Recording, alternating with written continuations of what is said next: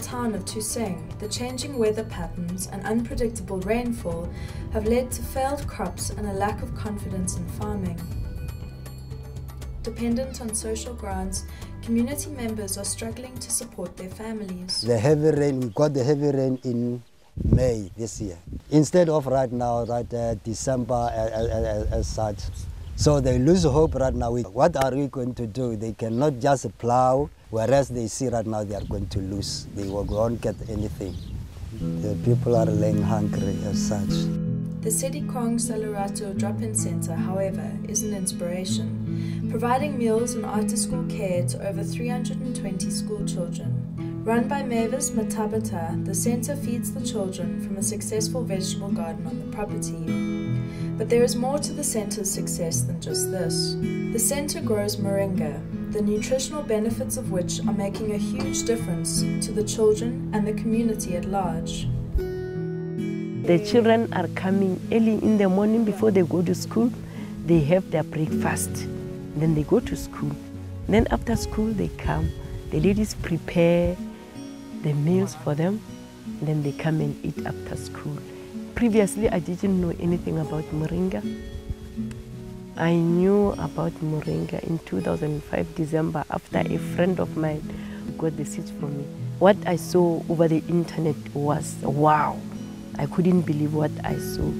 But after using moringa on our daily food for the children, we could see the children blossom like nobody's business. They just change. Their health, you could see it with your naked eye. That's when then I started to see that the moringa is a real food.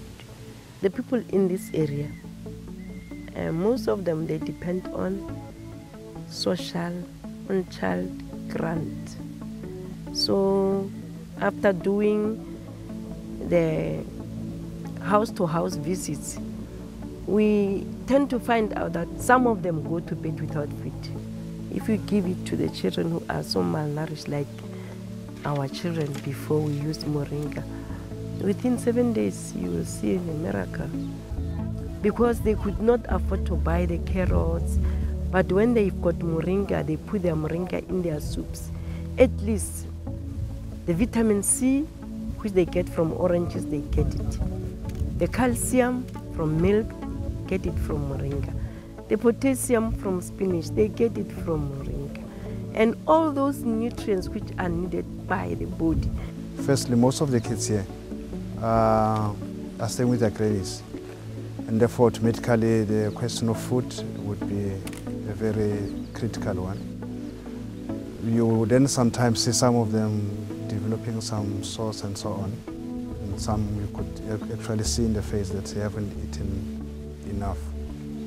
But since the beginning of this moringa, and with them having some food there, the situation has gradually improved. We don't have cases, for instance, of kids fainting in the class. Meanwhile, in the past, it did happen. We don't have a case of a visible signs of malnutrition anymore. When he's working in this yard or in the house, when she is feeling tired, after drinking moringa juice, she feels well. She becomes healthy. We dry moringa and then we crush and package it. And then from the packaging, we are selling the 40 grams packet to the public at large. People are ordering moringa as far as Western Cape, Eastern Cape. All over South Africa, we do have some customers.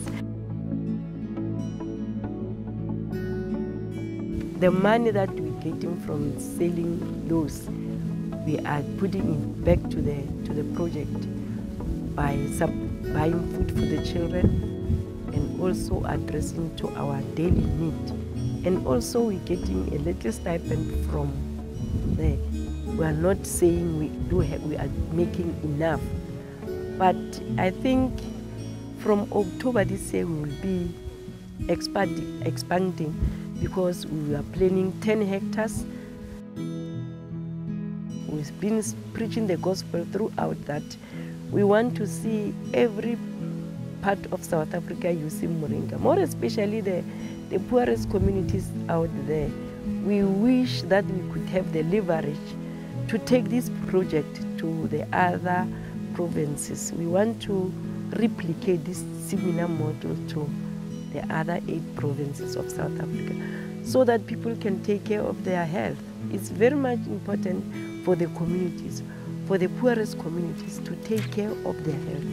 They do not have enough income to buy food, to buy meat, to buy vegetables. But if every household in the rural communities can have moringa, that will help a great deal.